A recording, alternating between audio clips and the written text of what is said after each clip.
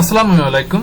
আজকে আমরা 2604 under 10 or greater than 100 এই প্রবলেমটি সলভ করব। এই প্রবলেমে এখানে বলা হচ্ছে the financial sector of the company needs a report that shows the ID and the name of the products whose price is less than 10 or greater than 100।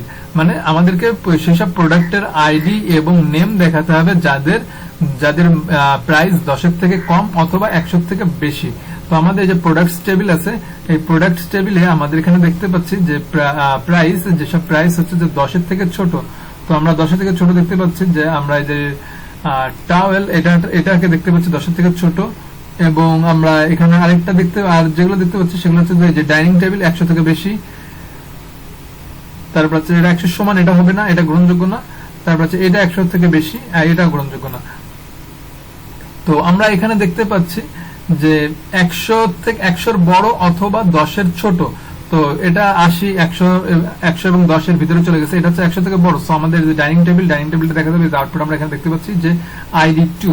So ID 2 আর হচ্ছে যে name হচ্ছে dining table. তারপর আমরা এখানে দেখতে পাচ্ছি যে এটা 10 এর থেকে ছোট, তো এটা হচ্ছে যে টাওয়েল হোল্ডার, সেখানে দেখতে পাচ্ছি টাওয়েল হোল্ডার। তারপর আমরা এখানে দেখতে পাচ্ছি যে চেয়ার, এটা হচ্ছে 100 থেকে বেশি, তো আমাদের এখানে চেয়ার নামটা দেখাচ্ছে। সো আমাদের এখানে দেখাতে হবে আইডি এবং নেম, এই দুইটা জিনিস দেখাতে হবে প্রোডাক্টস টেবিল থেকে। তো আমরা এটাকে পুরোটাকে মুছে ফেলতেছি। মুছে ফেলার পর তারপর আমরা এখানে সিলেক্ট কিওয়ার্ডটা লিখলাম। সিলেক্ট কি সিলেক্ট করবে একটা হচ্ছে যে আইডি, সেটাকে আমরা কপি করে নিলাম, কপি করে এখানে পেস্ট করে নিলাম আইডি। আর একটা হচ্ছে কি নেম, এটাকেও কপি করে নিচ্ছি এখান থেকে, কপি করে নিয়ে এটাকে পেস্ট করে দিলাম আইডি এবং নেম। কোথা থেকে এইগুলো সিলেক্ট করবে? ফ্রম প্রোডাক্টস টেবিল থেকে। যে প্রোডাক্টস টেবিল থেকে এটাকে কপি করে নিলাম, এখানে পেস্ট করে দিলাম। তারপরে এখানে আমাদেরকে হোয়ার কন্ডিশন দিয়ে এখানে যে 10 এর থেকে ছোট এবং 100 থেকে বড় এই যে প্রাইস সেটা আমাদের এখানে লিখে দিতে হবে।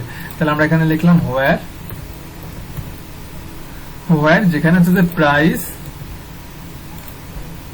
10 এর থেকে ছোট, তাহলে এখানে লেস দেন 10, 10 এর থেকে ছোট, এবং অর কিওয়ার্ডের মাধ্যমে আমাদেরকে এখানে লিখে দিতে হবে যে প্রাইস যেগুলো 100 থেকে বড় সেগুলো। তো এই হচ্ছে যে আমাদের SQL কোয়েরি।